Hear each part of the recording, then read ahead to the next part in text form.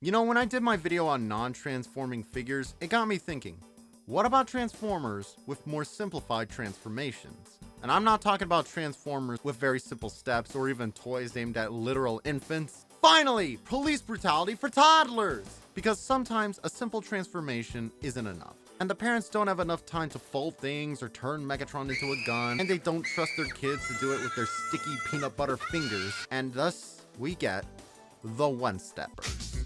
Here comes the one-steppers, Transformers. They're just shelf warmers, Transformers.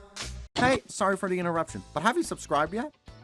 Well, why not? Because not everyone who watches this video may be subscribed. I upload new videos weekly alongside other shorts and live streams, so hit subscribe and hit the bell for updates on new videos. Once I hit 7,500 subscribers, I'm planning a big retrospective on Metroplex, so that's something to get excited for.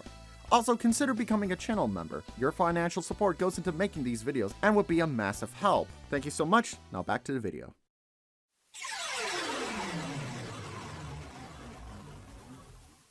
One-step changers. 3 words that drive fear into the hearts of Transformers fans. Alongside Gold Plastic Syndrome, Lorenzo di Bonaventura, and Magic the Gathering. They're, as their name implied, they're Transformers with one step and one step only.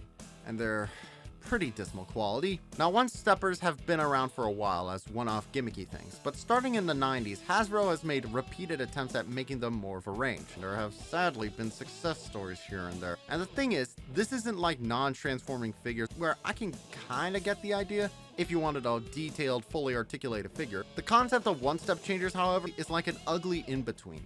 Like if we put this in terms of Mexican food, you could have super high quality, tasty Mexican cuisine, or you get super cheap, greasy food that at least resembles what it says it does. But nobody should want the middle, where it doesn't even resemble what it says, complete with disease. So I have several one-step figures here today throughout several decades of Transformers history. Minus G1 because I don't need a figure that's essentially a G1 Bumblebee that does the work for me. So we'll instead start with G2, where it feels like they tried to get a little more serious about the gimmick. And we'll start here with Dirtbag, which is great right away because of his name. Like, with a name like that, you have to be a villain. You might as well call Shockwave Psychopath, Megatron Big Jerk, or Devastator Green Cunt. Also, we're going to be starting in the alt modes for all of these figures, mostly to demonstrate the transformation. And I gotta say, this truck ain't bad. I dig the bright yellow and black color scheme. It's not a big figure, but it's still a chunky lad. I particularly love the bright amber window and the big black grille with T form on it. It's G2, disguising yourself was optional. Truck bed is a bit disappointing though, it's very flat and not going to be holding much. Still more than a Cybertruck. Also, there are some stubs at the top to store the missiles cause, you know, the truck bed is crap. Anyhow, to activate the transformation, yes, I'm playing Toe Jam and Earl through this because I need some satisfaction. You flick the switch, push him forward, and pop comes the robot. Put him back, you push him backward, and it's fun?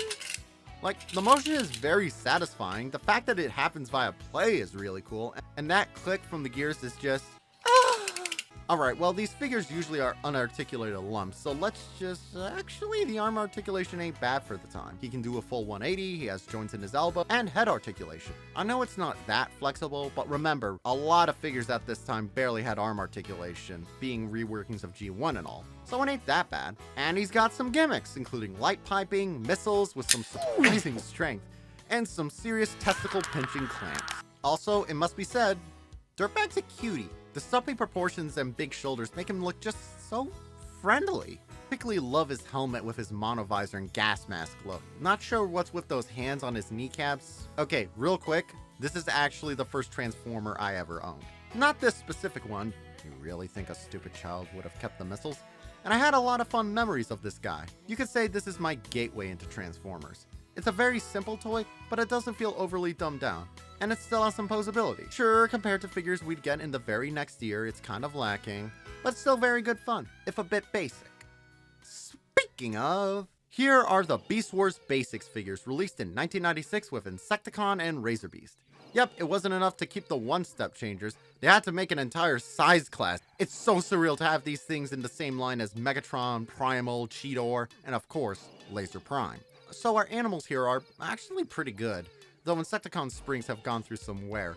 Given this guy was a gift from my buddy Magic Mensch, I'm going to assume it was too much fiddling. We also have Razor Beast, who I've been looking for since October.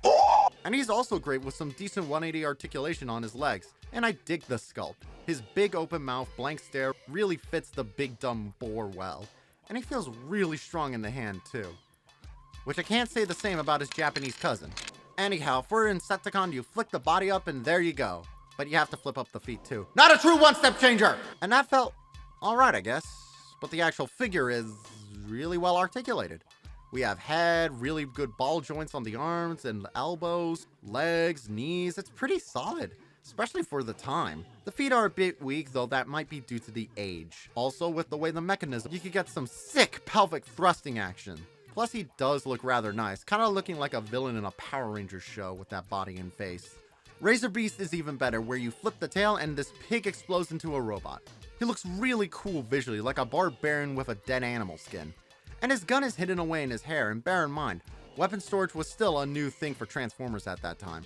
Insecticon has it too, but they're missing. Again, blame it on this guy. And it must be said, again, these guys are great. They pose decently well, their transformations are really satisfying, they're really well built. Am I missing something? These are really good. So good you could release them as modern figures. And not for quadruple the original price. Bear in mind, adjusted for inflation, these things would be $10 in today's money, which is what a lot of one-step changers today cost. Remember that for later. So let's move on again to 2010 with Activators.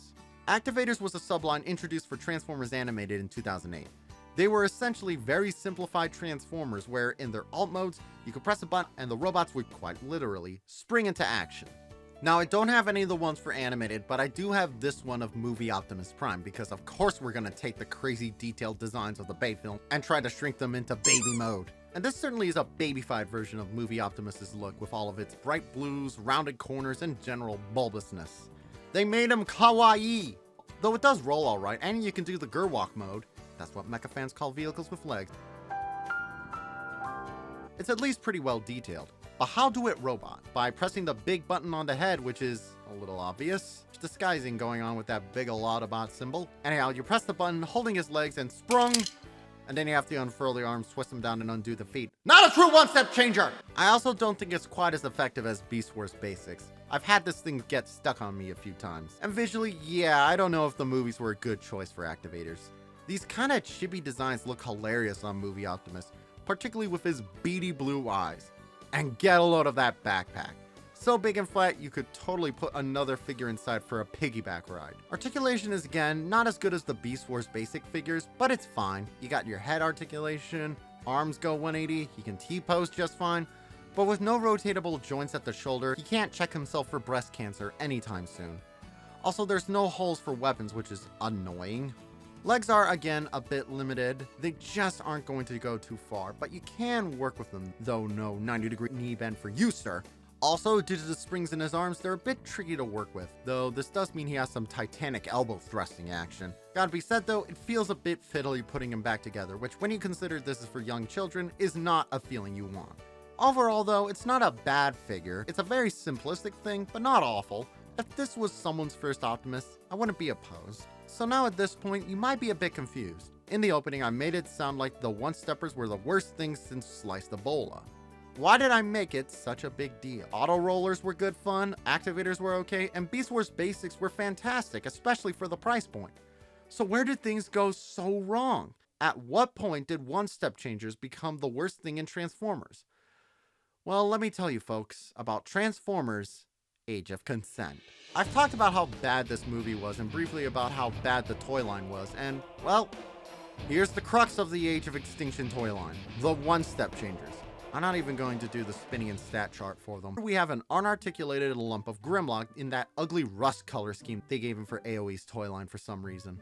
No arm articulation, no leg articulation, just a static statue like those dubious looking dinosaur toys at museum gift shops. You pull him apart and there he is, an anorexic Grimlock with more boobage than a hentai doujinshi. And once again, no articulation, except this time we have very basic arm articulation, even though they totally could have added a joint to the elbows that wouldn't have interfered with the mechanism. I have G1 figures with more articulation than this, and bear in mind, those are 30 years before this. But of course they sold well. Age of Extinction had one of the biggest marketing campaigns ever, and it grossed $1 billion, so the toys sold millions as well. And they were the cheapest size class out at the time outside of re-releases of Legion class figures. Which granted are smaller and less detailed, but Legion class figures could at least move around and pose. This is nothing.